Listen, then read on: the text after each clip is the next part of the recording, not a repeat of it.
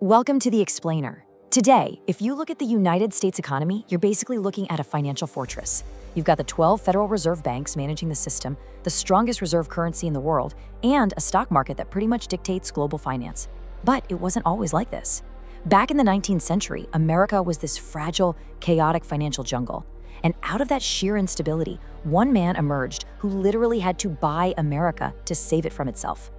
Okay, let's dive into this and look at our roadmap. We're going to break this explainer down into 5 key parts: the 1837 collapse, the resulting financial jungle, the European blueprint, the era of Morganization, and finally, the one-man central bank. Part 1. The 1837 structural collapse, a systemic disease. So the root of this whole systemic disease really kicks off in May of 1837, when America plunged headfirst into its first major economic depression. And the main culprit? A terrifying absolute lack of central financial authority. At the time, there were over 1,600 private banks operating in the US, and get this, almost all of them were printing their own individual currencies. Just imagine traveling from one state to another and the money in your pocket suddenly becomes completely worthless. Or a local bank flat out refuses to accept cash from a bank just one town over. There was no single unifying currency like we have today. And this massive fragmentation led to a constant looming nightmare: the bank run. Imagine depositing your entire life savings into your local bank. Then, a rumor spreads that the bank is looking a little weak. You, and literally everyone else in town, rush in absolute panic to withdraw your cash. But the vault? It's empty. They've already loaned your money out. Because there was no central rescuing body to step in, which is the core structural failure of 1837, a bank run back then was an absolute death sentence for a financial institution. The fallout from this structural failure was absolutely devastating. We're talking 343 banks permanently closing their doors, thousands of businesses collapsing overnight, unemployment skyrocketing to 25%, which triggered a brutal depression that dragged on for 7 agonizing years. And in just an incredible twist of historical irony, born this exact same year, 1837, was a boy named J.P. Morgan, the very man who would eventually exploit and then completely conquer this exact chaos.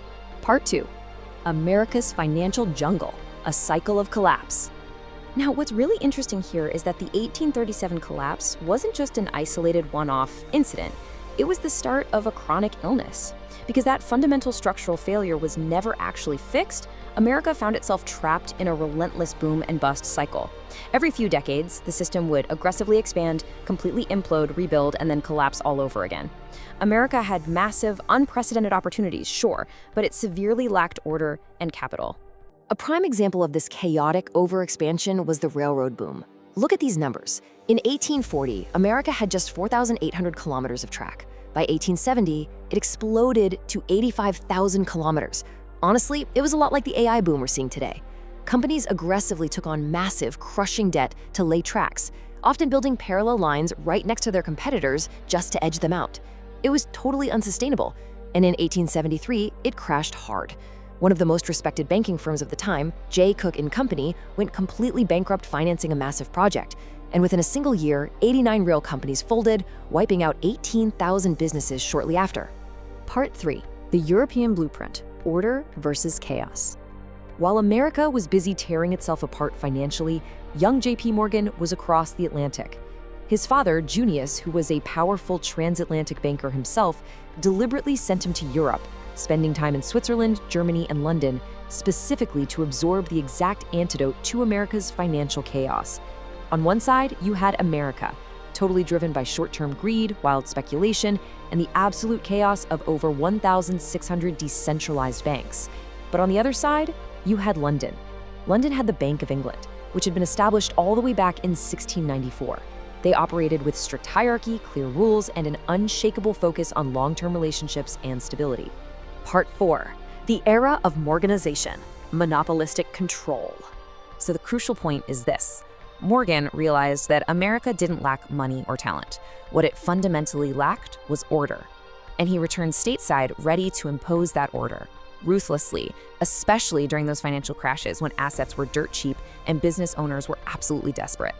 This led to a strategy so famous, it literally got added to business dictionaries: Morganization. He would swoop in, buy up these desperate companies at a massive discount, slap himself on the board, restructure the entire management, and force mergers. On the surface, it looked like he was saving dying businesses, but underneath, he was systematically eliminating all his competition so he could hike up prices and totally control the market.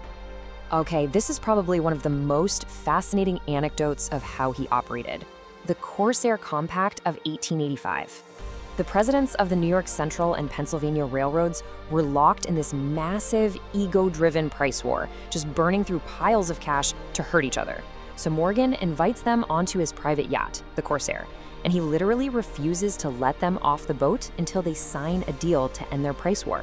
No government officials, no press, just two desperate rivals and JP Morgan dictating the terms of American infrastructure on a boat. The scale of power he amassed through these tactics was honestly terrifying. By 1902, JP Morgan, a single private citizen, directly or indirectly controlled 250,000 kilometers of track. To put that into perspective, that is roughly 1/3 of the entire transportation infrastructure of the United States, in the hands of one guy. But there was one massive obstacle still standing in his way, the Steel King himself, Andrew Carnegie. Now, Carnegie was an absolute machine. He utilized vertical integration, meaning he didn't just own the steel mills. He owned the iron mines, the coal fields, the ships, and the railroads to transport it all. He controlled the whole shebang, every single step. This made his costs so incredibly low that he was arguably the only man in America capable of starting a price war that could utterly destroy Morgan's interconnected railroad empire. Realizing he couldn't just destroy Carnegie, Morgan decided he had to absorb him. In December 1900, Carnegie's brilliant right-hand man, Charles Schwab, pitches this mega merger idea at a dinner that Morgan happens to be attending. Morgan is instantly in. Schwab then takes the proposal to Carnegie while they're out on a golf course. After thinking it over for just one night, Carnegie hands Schwab a single slip of paper with just a number written on it. No pitch, no other explanation. Just $480 million. Morgan took one look at that slip of paper and accepted the deal instantly. He merged Carnegie Steel with 9 other major rivals to form the U.S. Steel Corporation. This absolute behemoth became the world's very first billion-dollar valuation company, boasting a market cap of $1.4 billion and controlling over 60% of America's steel. Morgan had effectively created a private corporation that operated on the financial scale of an entire government. Let's move to part 5, where we see how this all builds to an explosive head, the one-man central bank, the 1907 climax. The year is 1907, and that structural disease from 1837 is about to strike the nation one last devastating time. The stock market crashes by nearly 50%. A failed stock manipulation attempt triggers a massive nationwide panic. The Knickerbocker Trust Company, which was New York's 3rd largest at the time, sees $8 million literally vanish in just 3 hours and completely collapses. Contagion spreads like wildfire, and New York City practically grinds to a halt. Companies couldn't even make payroll. So what exactly happens when a country lacks a central bank to stop the bleeding during a crush like this? Well, a private citizen has to step in. Morgan rushed back to New York. He gathered America's absolute top bankers and trust heads in his private Madison Avenue library. And just like he did on his yacht all those years prior, he locked the doors. He completely refused to let the most powerful financial elite in the city leave that room until they agreed to collectively pony up $25 million to rescue the sinking system. Eventually, they caved, and they agreed. Morgan successfully rescued the economy. But here is the absolutely crucial takeaway. Let's be real. He didn't do it out of pure, selfless patriotism.